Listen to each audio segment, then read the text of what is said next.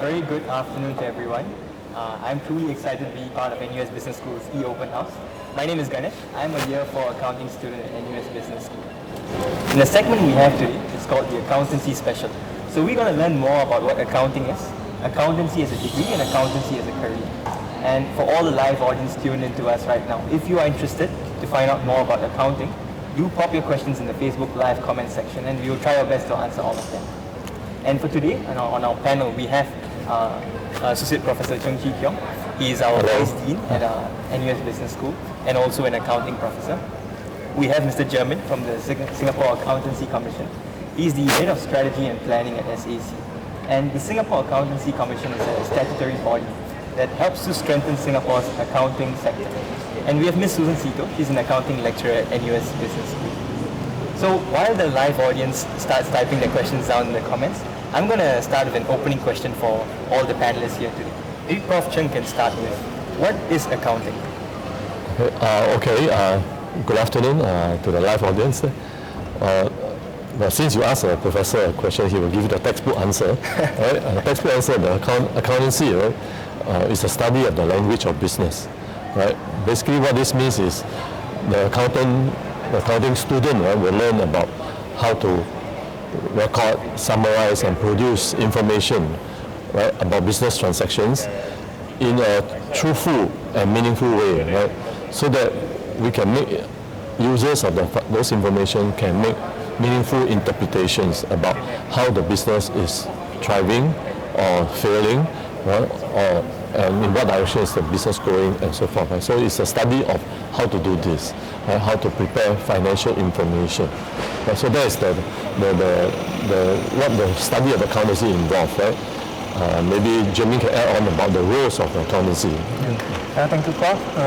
So, to me, accountancy, as most of you may have known, is actually one of the oldest professions in the world.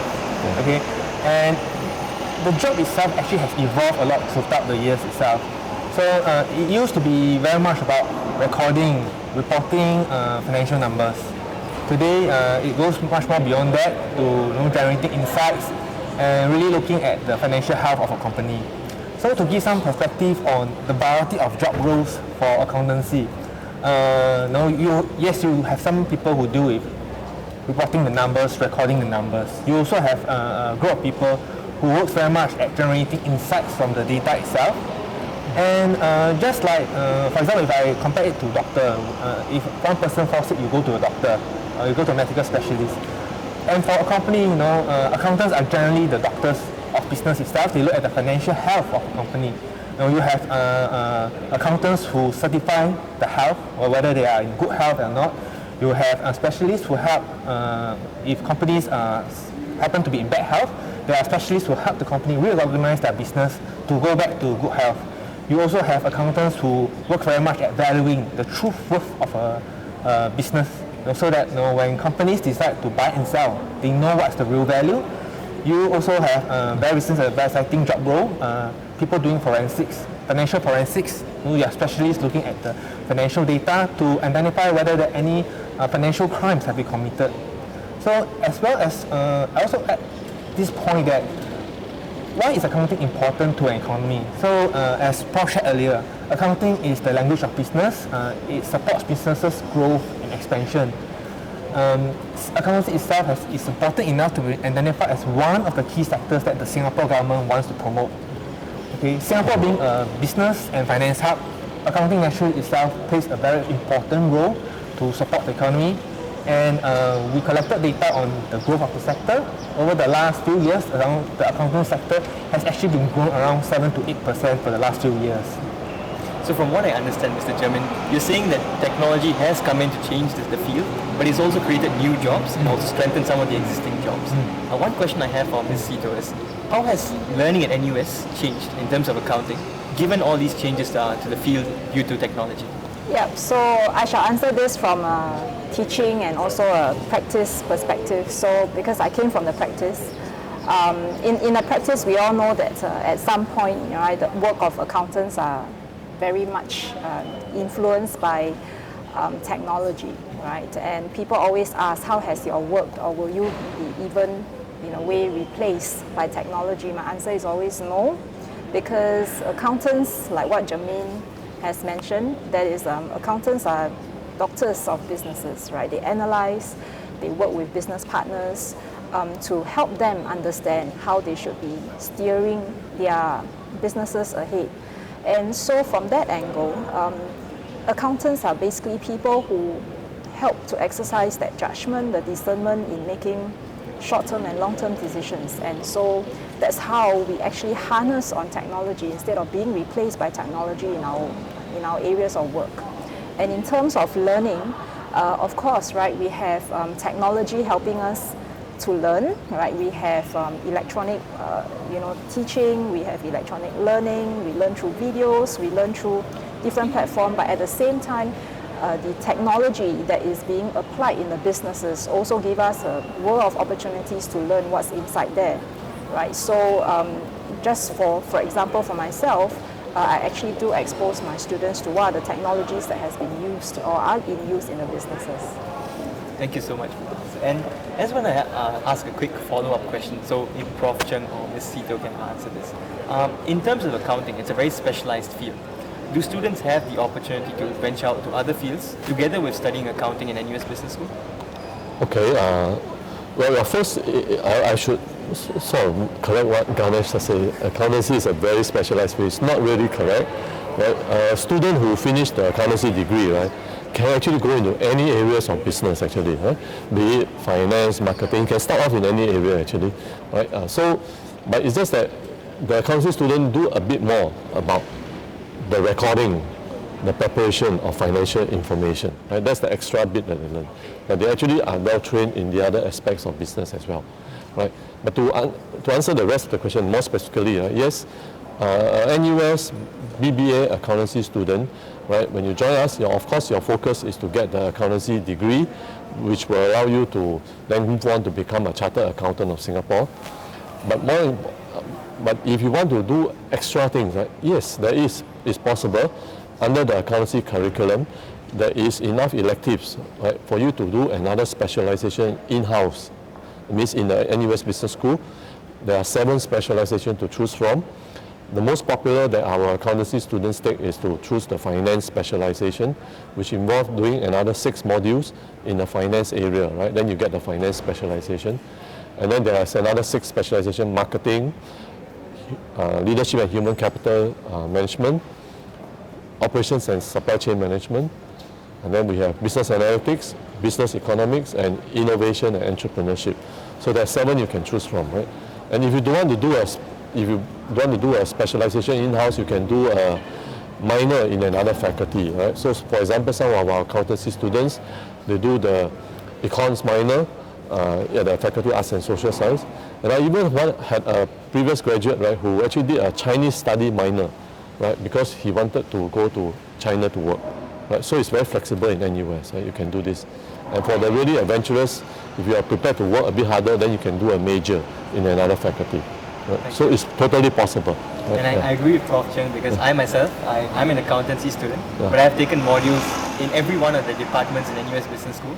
And I've also been taking Bahasa Indonesia for the last 6 semesters. That's good on you, good on you, And a follow-up question to that would be, we know accountancy as a degree in NUS Business School, and lots of information is on the website. What happens after we get an accounting degree? And how does the qualification part of this career come into the aspect of it? So maybe I would like to touch on a bit of the technology question that Prof was talking about earlier. So we often heard from people in the industry, particularly students, who are concerned that technology has disrupted accountancy and there will be less jobs in future. However, in my view, these reports have not been very kind to accountancy, due partly to the lack of understanding about the involvement of what accountants do today. So, just to give an illustration, that in the past, accountants spend a lot of time doing recording the transactions. These are things that over the years, businesses have grown so fast, okay, that there's a lot of volume of work involved. However, the technology that's available to accountants then did not catch up.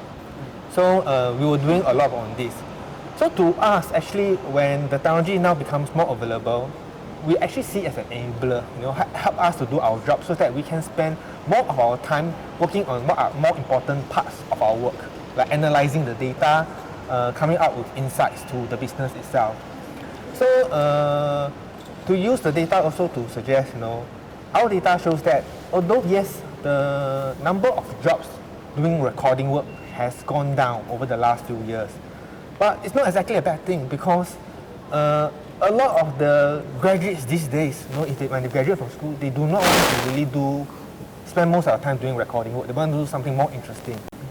And we also see actually, as a result of probably technology itself, as a factor, the number of accounting jobs in our sector actually have grown.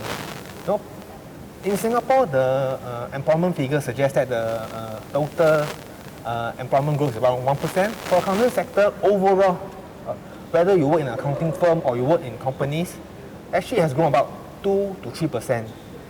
And if you look at just accounting firms itself, our data shows that it has been growing very healthily from about 2% to 7%.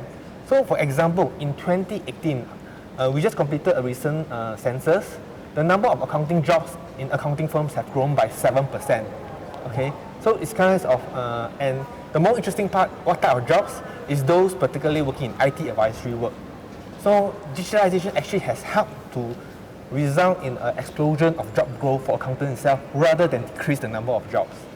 Yeah, in fact, I just want to build on what Jermaine has mentioned. Technology is actually an enabler, and it widens our opportunity for accountants to even look further into businesses, to understand businesses, and to even give us more opportunity to interact with the different people within the businesses. So in fact, it helps us in our job. It helps us deepen our knowledge in business so that then we can further support the people whom we should be supporting, who are the businessmen. Right? So that's how technology can be our enabler. Yeah. It's a common message out there for those not in the field that technology is disrupting the field. But I think the insights that you both share give a lot more detail into what parts of accounting sector is being disrupted. I just want to go... Now, maybe I can add on to this part, right, with my personal experience, right, about technology disruption, right. I studied accountancy back in 1983, right. At that time, I still have to learn what is a computer. A computer consists of input, processor, output, right? So that was a time when computers just coming on board into the business world, right? Prior to that, it was only used in the scientific world, right? And so many people predicted the death of accountants as well during those times. But today, more than 30 years later, right, there's still a strong group of accountants. The sector is still growing very strong, as what Jermaine has mentioned, right? 2% to 7% above the national average growth in employment, right? So not to worry, right? There's enough jobs and there will continue to be jobs for accountants.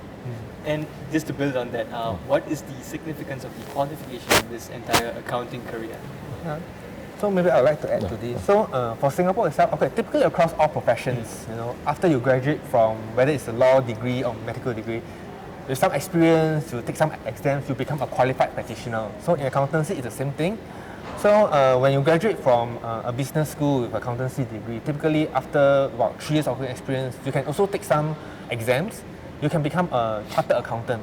So in Singapore itself, our national accountancy qualification is what we call Singapore Chartered Accountant Qualification, SCAQ in short. Okay, so it's a national program where qualified accountants can go on to become recognized practitioners in the industry, as well as able to take on certain regulatory type of work that only licensed practitioners can do. Yeah. So it's pretty well regarded. Okay, the qualification itself was launched in 2013, and in a very short span of time today, okay, we have already mutual recognitions with some of the key global accountancy bodies that have been in existence for hundreds of years. So we have agreements with those in the UK, Scotland, and Ireland, and we are still looking for more agreements. So it's well regarded. And maybe just to add some more, so for example, last year in 2019, one of the big 4 firms actually shared that in this year they are going to increase the pay of the accountants with the Singapore qualifications. Those who have passed exams, they will get 20% increment. Wow. So this probably tells us, how high in demand such qualified accountants are, as well as the importance of having a qualification to help themselves in their career progression. So, Ms. Sito, I just want to ask a question on top of that. How does NUS Business School build on that qualification program, and do we get exemptions as a student if we take courses, accounting modules? Yeah, so for the accountancy students, our students with accountancy major, so once they graduate from NUS, they will be exempted from the foundational program, and they move directly into the advanced level to take on the advanced level program in order to be qualified in the SCAQ program. So building on to what Jermaine has mentioned, I think the 20% pay increment is indeed a good news, and as academic advisor of the accounting students, I think I'm just going to tell my students that as well. Thank you. And maybe just to also, I think my colleague also shared with me that students from NUS have typically done quite well in our qualification exams. And I think to share that, I think the passing rate is about 60 to 70%. Yeah, so I think NUS students are trained very well, to become qualified accountants, which is good for our sector. I'm encouraged now because I'm an accounting student too. And I think we have a question from Christine. Christine's asking, what's the difference between accounting and business? Maybe since we are running short of time, I'll just quickly give I think what's unique about NUS is I started off accounting in year 1 and year 2 as studying business modules as my core. So I had a good exposure of the business foundation, and on top of that, accountancy builds on it in year 2, 3, and 4. So I think that's what's unique about NUS, and that's the difference between accounting and business administration in NUS. So with that, it's time to wrap up the segment. And I want to thank the live audience for tuning in and asking some beautiful questions. Also want to thank the panel for answering some of the questions we have. And if you have any more questions about accounting, then do feel free to pop them in the Facebook chat section, because we have a team dedicated to answer your questions by the end of the day. And if you have any other questions about other specializations, we have a segment lined up for you at 5 p.m. which features professors from the marketing department, the specialization for data analytics and supply chain. So stay tuned for that. We also have a session tomorrow, right? That's right. We also have a set of activities lined up tomorrow. So you can check our BBA, NUS BBA website for more information about that. So the segment that's coming up next, it's about career prospects after you get a business degree. And it's coming up in 10 minutes. So stay tuned for that if you're interested. With that, my name is Ganesh, and together with the professors and Mr. Chairman from SAC, we thank you for joining us, and we hope to see you at NUS Business School soon. Thank you. Thank you. Thank you. Goodbye. Bye.